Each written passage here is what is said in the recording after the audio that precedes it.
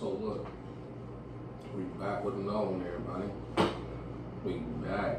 What we thought, you know. And I got a couple topics I gotta speak upon, and they was given to me by certain people. So today we're gonna speak upon. I got my book right here because it's a lot. Got my topics right here. We're gonna speak on which staff will win in a brawl: McDonald's, Popeyes, or Waffle House staff. I really just want to do Waffle House or McDonald's staff. I don't really see Popeyes staff being crazy, but yeah. Shout out to Drench. I ain't want to do finance talk because I was a little nervous and all. I'm not gonna lie, but I'm gonna do a finance talk. And he said they heard I've been spanking AMD, but also, can somebody really be counseled? And lastly, do you feel like helping someone constantly keep them back? Those are the topics we will speak upon today. And I'm gonna get right into it with the finance talk. So I got into the game, which is the stock market, like 2024 maybe, or 2025. No, it was, all right, so I started writing down a couple things about the finance and, well, not finance, about stocks in 2024, but I ain't really hop in, get some skin in the game till 2025. So I got this book that I'll be using. I got this. This is my stock book. And on record that I have, I don't think this is that first one I started off with, if I want to be honest. But yeah, so I didn't really start like getting skin in the game until 2025. But yeah, this ain't the exact one that I started off with. But like my skin was 2025. Like I said, I had an option class. Shout out to Joseph, dude from Atlanta that put me on. Drench put me on to this dude, and he really legit. Him and his wife, Deja, they legit. But yeah. So how I started whooping on AMD, it literally says it in my book right here. I don't know if y'all can see it, but my homework was to learn AMD, and I had it mastered. Like, I don't even think I still mastered it, but that's something I had to do. And I told Drench, like, I'm gonna master AMD, and it literally came from me having to really like learn it. Like, that was my homework. Shout out Joseph again. Like I said, that was my homework. I had to learn AMD. So just a couple things. I'm not gonna give y'all the whole playbook because obviously that'd be giving away game, like free game that I had to pay for, which I don't mind doing that, but it's like that is their course too, so I'm not gonna give away their course. I don't know if they still run like that, but I started May 10th, 2025, from 4:30 to 6:30 p.m. Eastern time. So I'm gonna just give y'all a little bit. Two parties in the option trade. There's a writer and a holder. The writer sells the option contract. The holder buys option and has the right to exercise, meaning selling it by paying the writer a premium for this benefit, which is a premium just like the cost of it, how much you would pay.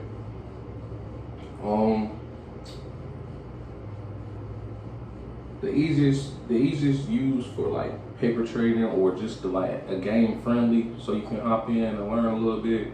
It's like Robinhood, you feel me? Link, like Try Robinhood for real. Like hop up there, get up there, see what it do. You feel me?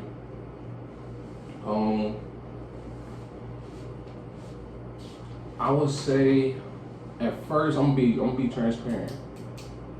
To this day, I still don't know how to actually play the game. I'm still learning as I go, y'all. I'm not the best investor. I'm not a trader by any means. I'm a buy and hold investor. I know how to do options, but my strong suit is buying and hold, like finding the right price, like 10% off from the high, all-time high, 20% or 30%, which if it dropped like 30 or 20 or 10, that's a good, but at 30, I advise you to go ahead and hop on, or any less, unless it's about to just go bankrupt, then don't do it. But if it's just a sell-off and the market giving you an option to like get into it for real. But it's not I would say by any means, this is not a get rich quick scheme. So don't go into the market thinking, oh, I'm about to just get rich quick. No. If you do, you're gonna lose it as quick. I'm not gonna lie. But this is a long-term game. But back to AMD. AMD really made me feel like I couldn't play this game because when I was learning it and I was understanding how it worked hold on, before I keep going, AMD is Advanced Micro Devices. You feel me? They known for their GPUs, graphic processing units, like for games and all that. They currently at 5 something. Their price is at 5 something. I really think it's like 530 something or through 540 something in that range. And it really boomed. Like it was when I was learning it in 2025, it was a cousin stock to Nvidia, but it was used as a joke. Like they was a second cousin, or they was the next. They was little dogs. You feel me? They was really something that people used to laugh at. And as I'm learning, I'm like, I ain't gonna lie, I like the AMD better. I ain't gonna lie. Only reason why I grabbed this share, transparency. Only reason why I grabbed this share of Nvidia was because it was talked about the most and I was still new and fresh. And I did know their story, but I didn't know it as much. And I grabbed the share, which is not bad, but always believe in the ones that you're learning and that you really feel strongly about. And AMD I always felt was better than Nvidia. And now look at them. Look at the price. Look at what they doing. Lisa, shout out to you. That's the owner. Lisa Sue, shout out to you. You put your head down and got to work while everybody was playing, like trying to talk like Nvidia was the best. Like y'all was a nobody to Nvidia. You really showing them like you stayed down and you locked in. To continue AMD, I just couldn't get like I couldn't like master it for some reason. It made me feel like I couldn't do it. You've asked Drench. Anybody that know Drench, I used to tell him all the time. I used to be like, bro, I don't think this game meant for me. AMD, I can't understand. Like I don't understand. It's making me feel like I can't do this. I kept going with it. Something just like in my soul was like, keep going. Like you can master it, bro. I promise to you. I don't know which demo trade I took, but I took a demo trade on AMD one day. I hit my price targets, and it hit my percentages that I wanted. And bro, I realized I had to sit back and realize like, you do understand AMD. When I kept going back through my notes, I did understand AMD. I was just always early to the party. I didn't follow my rules or my strategy, and it would make me frustrated because I wanted to get it so bad. But when that first one hit, I said, got your bitch. Say nah, but I got you, cuz, for real. Like, ever since then, I've been spanking AMD. And you can ask my close friends, anybody in my close friends on my regular IG page, or you can ask Drench. I've been waxing them, and ever since then, I've been understanding how AMD work. I've been big on AMD. Like, it's just, they one of them ones. I got them. I got them, and for me to really be sitting back, like hearing myself speak it out loud, I'm proud. Like, I really got you. I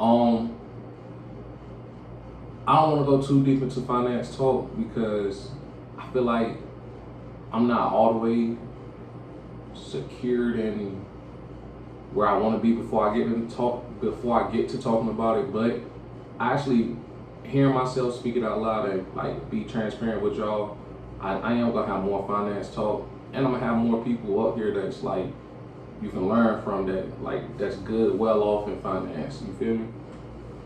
So shout out to Drench for that, for like that question. I'm not gonna lie, well, that topic, because I feel better, and now shit, that's the beginning. Might as well keep it going. But yeah, that's my AMD talk. Next, I'm gonna get into is who will win in a fight, McDonald's staff or Waffle House staff. Now, if y'all know, like I know, I'm from North Carolina, so y'all know what I know.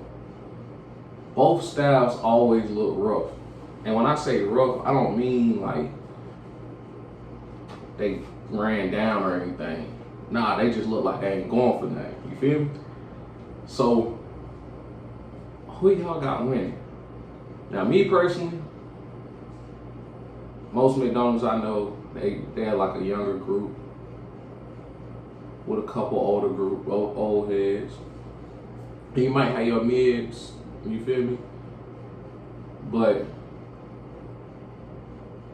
I don't know, because Waffle House, they always got an older crew, a younger crew.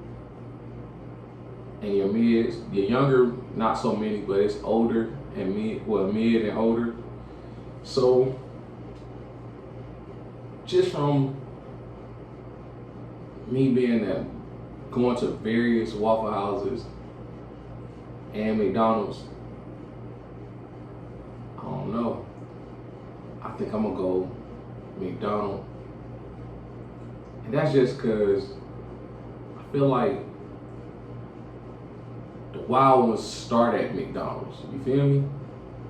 If you ever worked at McDonald's, you a wild person. I ain't gonna lie. I can't lie.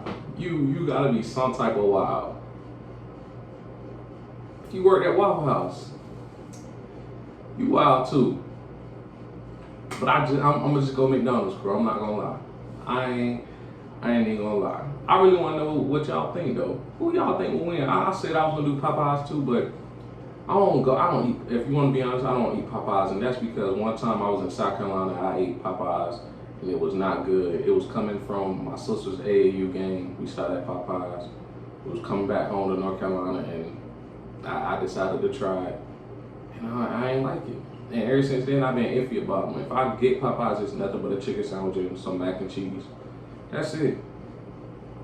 But McDonald's, I got y'all winning. I ain't gonna lie. I like y'all crew versus Waffle House crew. I'm not saying y'all gonna beat the hell out of them by a long shot. I don't think that's gonna happen. But y'all gonna, I think y'all will whoop on them. I really think y'all will. I think y'all will whoop on them. I ain't saying beat their ass, but I think y'all get off of, y'all get off. If it had to be a score, I say, you know how boxing rounds they got their little scorecard, it'd be like 10-9, you know. But I really think McDonald's will whoop on Waffle House people, or on employees. So that's my thought on that one. But I do want to know. That was a good question. Like, that was a good topic. I like that one. So it was short because it's like it was really just asking who will win in a fight, win in a brawl. So next, I'm gonna go to, Do you feel like helping someone constantly be holding them back? Yes. And why do I feel like that? Because it's like people start to expect that help. They looking for that help. They don't even want to try no more. It's like the more you help, the more they bring you down. Like, and the less they want to do for themselves. Like in real time, think about it. If you helping a child all the time and you're not letting them try to figure it out, you're not teaching them, and you always there, like you always doing it, they not gonna want to do it. They, when you tell them to, they gonna be rebellious. They gonna be like they can't do it. They not even gonna try. They gonna keep coming to you. You gonna get irritated, and it's like it's the never-ending cycle. So yes, helping somebody constantly is gonna hold them back. Sometimes people gotta fall. Most people in this world need to fall in order to learn. You feel me? Most people are hard-headed. Most people learn the hard way. I'm one of them. I'm not gonna lie. So always helping somebody scale back. You ain't gotta just cut them off completely, but scale back. Let them figure it out on their own. Let them come up with their own stuff, because it's like you draining yourself at the end of the day too. You have limited energy. I'm not gonna lie. You can't do everything in this world. You can't be everything to everybody. So why would you continue wasting your energy and your time and your skills on one person that always gonna keep coming back and it's gonna be the same thing? You know, I had to learn that for real. You just can't do it. Sometimes you gotta say no. But most of the time, majority of the time, you gotta say no. Feel me? Yes to you, no to them. Shout out to Wallow 267 for that. I'm gonna read that book too. I'm gonna get that book, matter of fact. But you have to say yes to you and no to them, because it's like they not gonna understand. Then half the time when you're doing it, they don't even really appreciate it. It's just, all right, it's one less thing I gotta do. Shoot, I know I can run at this person regardless of what's going on, because they gonna do it regardless of the circumstances or whatever. And at halftime, they don't even care about what you got going on. So it's like you just wasted your time, effort, and energy, and the person ungrateful. So it's like, switch it up for real. Like, let them learn on their own. I feel like I'm moving too fast in this one, but it's like those be my genuine answers. I don't have no more to say. I don't know. That's just how I feel. What y'all think though? What do y'all think? Do y'all feel like helping someone constantly keep them back? Let me know something. Last topic is, do you really, wait, let me get it right, y'all. Can somebody really be canceled? And by that, I mean, if they not consistently posting, basically a content creator that's not consistent with their content, can you really be canceled? Yes, you definitely can, because no matter what, hold on. It all depends on who you are. I would say that. I'm not gonna just jump into a yes.